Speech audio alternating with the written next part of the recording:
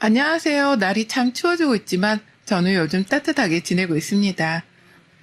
평범한 30대의 남편과 결혼을 했고 혹독한 시집살이로 사계절 무관해서 늘 추운 겨울 같은 하루하루를 보냈었죠. 그러나 40대가 된 지금은 달라졌어요. 하루하루가 너무 따뜻하답니다. 저 같은 사람도 긴 시집살이를 견뎌내고 따뜻함을 느낄 수 있게 되었으니 제 사연을 보시는 분들도 그런 날이 꼭 오시길 바라며 들려드릴게요. 30대 초반에 남편이랑 알게 되었습니다. 제가 공장에서 일을 했는데 사장님께서 저를 너무 예쁘게 봐주셨어요. 어떻게 보면 보잘것없는 저를 사장님이 나서서 본인 아들과 자리를 마련해 주셨습니다. 처음에는 너무 부담스러워 거절을 몇 차례 했지만 가벼운 마음으로 한번 만나보기라도 하라는 말에 만나봤죠. 그런데 만난 사장님 아들과는 나이차도 고작 2살이었고 대화가 너무 잘 통했어요. 사장님께서 늘 제 얘기를 하셔서 궁금했다는 그 사람에게 호감이 점점 생겨나기 시작했습니다. 뭔가 우보스럽지만 딱 처음 본 그날 그 자리에서 어쩌면 이 사람과 결혼할 수도 있겠다는 생각을 했던 것 같아요. 그 후 연인으로 발전한 저희 2사람을 너무 반겨주셨던 사장님은 제가 덜 힘들게 일할 수 있도록 도움도 참 많이 주셨죠. 그렇게 연애를 2년 정도 하고 바로 결혼을 했어요. 사실 30대 초반 나이에 결혼을 할 생각은 전혀 없었는데 사장님과 남편의 성화에 못 이겨 결혼을 했습니다. 저희 집은 평범한 집안이고 넉넉하지도 않았기에 제가 다 결혼 준비를 해야 했는데 그게 좀 부담이었거든요. 시부가 사장님인데 얼마나 잘 살겠습니까? 워낙 평판도 좋으시고 여유도 있으신데 그런 집에 제가 들어간다니 믿기지도 않았어요. 그러나 시부와 남편은 돈 걱정을 지금도 앞으로도 하지 말라며 저를 안심시켜 주셨고 덕분에 마음이 놓였습니다. 어떻게 보면 딱히 제가 한 것도 없이 시집을 가게 되었죠. 사실 결혼 전에 고민이 있던 건 시부와 남편은 너무 좋지만 시부는 그렇지 않았다는 거였어요. 본인 아들이 너무 아깝고 손해보는 결혼이라며 대놓고 말씀하셨죠. 혜민이 너는 전생에 뭐를 했길래 우리 집안에 시집을 타오니? 참, 네 팔자 펴사 아주 좋겠다. 솔직히 외아들은 우리 혁준이가 너 같은 애랑 결혼한다기에 내가 뒷목 잡고 쓰러질 뻔했어. 제가 많이 부족하죠. 노력할게요, 어머님. 노력하면 다만서 오케이야? 세상이 그렇게 호락호락한 줄 아니? 너 참 팔자 좋은 소리 한다. 세상은 그렇게 호락호락하지 않단다. 혁준이 아빠가 너를 며느리로 꼭 봐야 한다고 난리치지만 않았어도 넌 우리 집에 팔도 못 들였어. 알아? 그렇죠. 앞으로도 하는 걸 지켜볼 거야. 누가 봐도 믿지는 장사를 우리 가족이 했으니 넌 잘해야겠지. 어? 나를 화나게 하는 일은 없었으면 좋겠다. 용서할 수 없을 것 같으니까. 알아들어? 네, 알겠습니다, 어머님. 시몬을 대놓고 면박을 주는 게 한두 번도 아니었고 저를 보자마자 인상을 찌푸리는 특유의 표정도 참 많이 보여주셨어요. 그거 볼 때면 마음이 참 씁쓸했지만 적극 참았습니다. 남편이 너무 좋았거든요. 이런 사람과 내가 결혼하다니 싶었습니다. 꼭 금전적인 부분이 아니고 정말 사람 자체가 좋았어요. 거기도 시부는 얼마나 좋은 사람인 줄 제가 잘 아니까 놓치고 싶지 않았던 결혼이었습니다. 결혼은 시댁 근처에 살았는데 참 힘들었어요. 제가 결혼하고 나서 시부와 남편은 일을 그만두라고 하셨고 한순간에 주부와 백수가 된 저는 시모의 수행비서처럼 온종일을 함께 해야 했죠. 세아가 너 이제 공장에서 힘들게 일하지 말고 집에서 편하게 쉬어라. 계속 그렇게 힘들게 일하면 너 몸 망가져서 못 써. 지금껏 충분히 일했으니 이제 집에서 편하게 있으면서 아기 낳을 준비해라. 이세 부담 주는 건 아니니까 부담 갖지 말고. 아버님 아니에요. 저 아직 젊은데 일하고 싶어요. 아니다. 이 집에 멀쩡한 사내가 있는데 뭐하러 세아가 너까지 돈을 벌어. 충분하니까 편히 쉬어.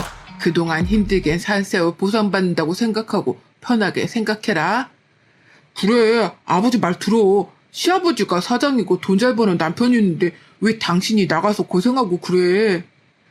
시부와 남편은 마치 저를 보호해주는 울타리 같은 존재였어요. 어떤 상황이든 늘 저를 먼저 생각해줬고 배려해줬습니다. 그러나 시모는 이런 모습도 마음에 들어하지 않았어요. 너 지금 시간이 몇인데 아직도 자는 거야? 네? 아니에요, 어머님. 저 일어나 있어요. 너 앞으로 일어나면 바로 전화해. 알겠어? 나 옛날에는 시댁 가서 안부 인사를 매일 해야 했어. 이 정도면 많이 봐준 줄 알아. 알겠어? 그리고 오늘부터 집으로 와서 음식도 배우고 살림도 배워라. 알려줄 때 감사하게 여기고. 아, 네, 어머님 지금 갈까요? 그럼 언제 올 건데? 하나부터 열까지 내가 다 말해줘야 하니. 어련히 알아서 눈치껏 좀 행동해. 당장 와! 시모는 이날을 시작으로 남편이 퇴근해서 올 때까지 저를 시댁에 가둬두고 이것저것 부려먹고 일을 시켰어요. 심지어 시댁에서 일하시던 이모님도 휴가를 줘버렸더라고요. 그 큰 집을 저 혼자 쓰고 닦고 청소를 하는데 참 너무하다 싶었습니다. 그 좋은 청소를 두고 바닥을 직접 빗자루로 쓰라고 하질 않나 걸레질 역시 손걸레로 엎드려서 싹싹 다 닦으라고 했죠. 그 덕분에 무릎은 늘 멍이 들어 있었고 어느 날부터인가 무릎이 너무 아프더라고요. 손목 아픈 건 말도 못했고요. 차라리 공장에서 일할 때가 편했지 싶을 정도로 저를 괴롭혔습니다. 심지어 음식을 할 때는 다시! 다시! 를 외치며 먹던 걸 뱉어버리고 했어요. 바닥에 퇴하고 뱉었죠. 다시! 이걸 지금 먹으라고 만들었어? 뱉은 거 빨리 치우고 대체 너는 할 줄 아는 게 뭐가 있니? 하긴 할 줄 아는 거 하나 없으니 공장에서 일이나 했겠지. 네 수준은 참 못 봐주겠다. 어디서 이런 애를 데려와서 결혼한다고 난린 거야? 내 아들이지만 눈이 삐었나? 아유. 어머님, 제가 다시 해볼게요. 그래, 다시 하라고 했잖아. 왜 똑같은 말을 반복하게 만드니? 너 참 이상하다. 답답해 죽겠네 정말. 아유, 내 팔자야. 참, 너 혹시나 해서 말하는 건데 우리 집에 시집 왔다고 해서 우리 집 재산 탐내거나 그러지 말아라. 한마디로 꿈 깨라고. 알아들어? 네, 탐낸 적 없어요. 웃기고 있네. 내가 네 시커먼 속을 모를까? 시모는 그냥 괴롭힐 수 있는 거 모조리 시키면서 저를 괴롭혔습니다. 심지어 한 번은 백화점에서 머리를 맞은 적도 있었죠. 이날은 본인이 쇼핑을 할 거니 따라와서 짐꾼 역할을 하라고 했어요. 거부할 수도 없던 게 제가 거부를 하거나 말대답을 하면 1시간이면 끝날 게 하루 이틀이 넘어가니까 차라리 참고 말자 싶었습니다. 결국 백화점에 함께 가서 옆에서 짐을 들고 조용히 따라다녔죠. 그런데 시모가 계산을 하다 카드를 떨어뜨렸는데 그 순간 제가 잡겠다는 게 오히려 그 카드를 쳐서 시모 얼굴을 맞춘 겁니다. 순간 시꺼뱄고 당장 사과를 했으나 그 자리에서 머리를 맞았네요. 어머니 괜찮으세요? 아우 죄송해요. 잡으려다가. 이런 미친 망할 것이 뭐하는 짓이야? 어? 너 미쳤어? 일부러 그랬지? 그냥 주먹으로 쳐버리지 그러냐? 어? 뭐 이런 게 다 있어 진짜? 아니요 어머님 그런 게 아니에요. 에이씨 너 때문에 기분 잡쳤으니까 집에 가게 운전이나 해. 망할 것이 이엠뱅할. 혹시 이거 구매는 안 하실 건가요 사모님? 연병할 것들이 쌍으로 눈치코치가 없네. 너 같으면 내가 지금 그걸 사고 싶겠니? 어? 너도 머리통 쳐맞고 싶어? 아니에요. 죄송합니다. 죄송해요, 사모님. 죄송한 거 알면 앞으로 내 눈에 보이지 마. 알아들어? 시몬은 유명했어요. 인성 쓰레기로 말이죠. 오죽하면 옆에 있는 저를 보는 눈들이 다 동정한 눈빛이었고 어딜 가면 시몬 몰래 제게 뭐 하나라도 챙겨주려고 늘 했습니다. 반대로 시부는 정말 평판이 좋으셨고 시몬처럼 무례한 사람을 절대 가만두지 않았어요. 그러다 보니 시부 앞에서 시몬은 타인에게 친절한 척 연기를 했습니다. 그러나 시부 앞에서도 제게는 쌀쌀맞게 굴었죠. 너무너무 힘들어서 참고 견디다 남편에게 말한 적이 있었어요. 이때가 남편이 하던 일을 정리하고 시부 공장을 물려받아서 사장으로 일을 할 때였습니다. 여보, 내가 정말 참아보려 했는데 못 참겠어. 어머님이 저러시는 게 너무 힘들고 버거워. 그냥 나 공장 가서 일하면 안 돼? 어? 제발. 이렇게 집에 있는 게 더 고통스럽고 정신적으로도 괴로워. 내가 사장인데 당신이 거기서 직원을 일하면 체면이 안 서지. 힘든 건 알고 이해하는데 조금만 참아봐. 이런저런 핑계로 이사를 가던가 해보자. 정말이야? 이사 갈 거야? 제발 여보 하루빨리 가자. 어? 그래 알겠어. 그렇게 힘들면 내려가자. 당신이 임신하면 엄마도 솔직히 아무것도 못 시키지 않겠어? 이런 마음으로 아이를 갖는 건 아이한테도 못할 짓이야. 그건 아니라고 생각해. 당신 편하라고 말해본 거야. 뭐 방법은 생각할수록 많아질 테니까 한번 생각을 해보자. 그래, 알겠어. 고마워, 여보. 남편은 사장이 되면서 일이 많아진 건지 늦게 귀가하곤 했습니다. 그런 남편을 보며 저는 너무 열심히 해주는 것 같아서 다행이고 고마웠어요. 그런데 시부에게 연락 한 통을 받았죠. 세아가 나다. 다름이 아니고 요즘 혁준이 집에 언제 들어오니? 네? 일이 많아서 거의 새벽에 오고 있어요. 새벽? 새벽에 온다는 말이야? 매일? 네. 일이 많고 바쁘다고 하더라고요. 빨리 와야 2시 있고 4시 사이쯤 오는 것 같아요. 그래, 알겠다. 잘 지내고 있지? 바로 옆에 사는데 우리만 얼굴을 제대로 못 보는 것 같네. 그러니까 말이에요. 그래, 조만간 주말에 저녁이라도 함께 하자. 뜬금없는 시부의 물음이 조금 이상했지만 대수롭지 않게 여겼습니다. 남편의 귀가 시간이 점점 더 늦기 시작했고 아예 외박까지 하고는 이른 오전에 제게 옷과 속옷을 가져다 주라고 연락을 하기도 했어요. 여보, 나 깜빡 잠들었는데 속옷이랑 옷 좀 가져다 줄래? 똑같은 걸 입고 근무하기가 조금 그래서 오늘 중요한 미팅도 있고. 알겠어요. 지금 갈게. 전 남편이 너무 열심히 일하는 줄 알았는데 공장에 들린 김에 오랜만에 함께 일하던 동료들을 만나서 점심을 먹으며 들은 얘기로 생각이 달라졌어요. 이야, 우리 혜민이 얼굴 핀 것 봐. 역시 돈이 최고지? 그런 부잣집에 시집가면 삶이 어때? 세상 공기가 달라? 무슨 소리야. 안 그래. 난 오히려 여기서 다 같이 일할 때가 더 좋았어. 웃기지? 에? 이게 무슨 배 아픈 소리야. 너 어디 가서 그렇게 말하지 마. 욕 먹는다? 그나저나 요즘 공장이 많이 바빠? 새벽까지 있어야 할 정도로? 누가 새벽까지 있어? 전혀 아닌데? 내가 이런 말을 해도 될지 모르겠지만 사장님, 그러니까 너희 남편 저대로 두면 안 될 것 같더라. 예전 사장님도 이 상황을 제대로 모르시는 것 같아서 걱정이야. 이러다 하루아침에 공장 문 닫고 백수되면 어쩌냐고 다들 걱정이거든. 왜? 무슨 일인데? 무슨 일은 일을 안 해. 일을 미팅도 안 하고 맨날 놀러만 다니니까 솔직히 우리가 할 일도 없는 거야. 근무 시간인데 일거리가 없어서 손 놓고 있다니까. 그게 불편해서 거의 매일같이 공장 대청소나 하고 있어. 우리가 일이 바빠서 힘들었지 언제 이렇게 안 바쁜 적이 있냐고. 이게 다 사장님 일을 안 해서 그런 거지. 뭐야? 정말? 미팅도 많고 일 바쁜 줄 알았는데? 야, 전혀 아니야. 제대로 알아봐. 그리고 예전 사장님께도 말 좀 해봐. 이러다 진짜 공장 망할까봐 무섭다. 심지어 지금 2달째 급여도 제대로 못 받은 사람도 있대. 이거 심각한 문제잖아. 내가 여기에 10년 다니면서 단 한 번도 급여 문제로 걱정한 적 없는데 요즘은 무섭다니까? 이러다 퇴직금도 못 받을까봐 미리 땡겨받을까 싶어. 저는 동료의 말을 듣고 너무 충격을 받았어요. 그러나 남편에게는 티내지 않고 시부에게 말을 할 참이었죠.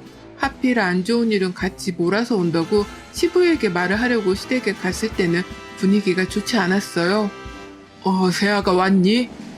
네, 아버님. 그런데 2분 무슨 일 있으세요? 아유, 내가 못 살아. 이봐, 집안에 사람을 잘 들여야 한다고 했지? 저거 온 뒤로 잘 풀리던 일들도 안 풀리잖아.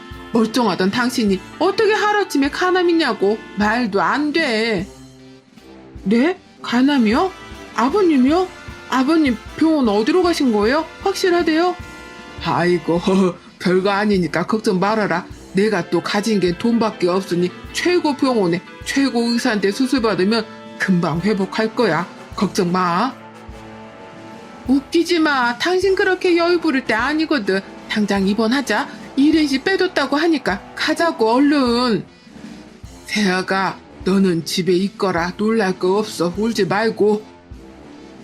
네가 왜 울어 울기는? 이게 다 너 때문에 벌어진 일인데, 네가 똑바로만 했어봐라. 우리 집에 이런 불행이 찾아왔겠어? 저 단계 들어온 뒤로 똑바로 흘러가는 일이 아주 하나도 없어.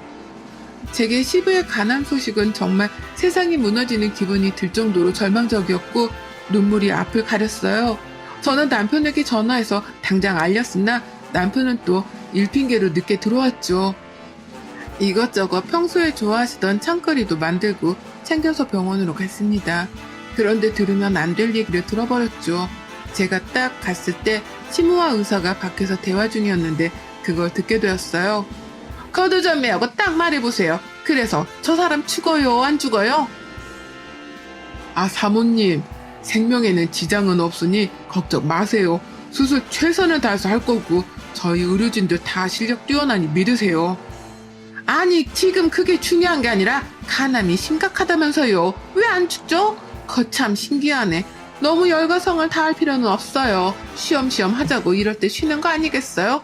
아유, 저 인간은 명줄도 기네. 아우, 내 팔자야. 저는 진짜 충격을 받아서 말이 나오지 않았어요. 어떻게 병상에 누워있는 시부를 두고 저런 말을 하지 싶었죠. 그때 깨닫게 된 것 같아요. 시모와 시부의 관계는 결국 시모가 돈을 목적으로 유지되고 있었구나를 말이죠. 못 들은 척 한참 후 병실로 들어갔는데 환자복을 입고 수액을 맞고 있는 시부를 보니 가슴이 아팠습니다. 뭐야? 너 언제 왔어? 연락도 안 하고 오니? 여기가 무슨 네 친구네 집이야? 거참, 자꾸 왜 그렇게 새아같이 살살맞게 굴어? 당신도 자꾸 편들어주지 마. 편들어주니까 저 모자란 게 기고만장하지. 왔으면 할 거 하지. 왜 그러고 서 있어? 아버님 괜찮으세요? 이거 아버님이 맛있다고 하셨던 거 만들어서 조금씩만 싸왔어요. 식사 잘 나올 것 같아서요. 입맛 없으실 때 조금씩 꺼내서 드세요. 야, 여기가 1인시고 특식 먹을 건데 너 따위가 만든 반찬이 눈에 보이겠니? 어디서 음식물 쓰레기를 처리하고 있어? 그리고 수술하고 이러면 금식인데 약 올리냐? 생각이 없어? 아버님, 그 간병인은 따로 두실 거예요? 어떻게 하시기로 하셨어요? 너 내 말 무시하냐 지금? 거참, 그만 좀 하래도. 세아가 간병이고 뭐고 아무것도 신경 쓰지 말고 집에 가 있어. 병원에 오래 있으면 안 좋다. 제가 할게요, 아버님. 간병 있으면 서로 불편하고 힘드니까 그냥 제가 하게 해주세요. 참나, 얘 하는 꼬라지 좀 보소.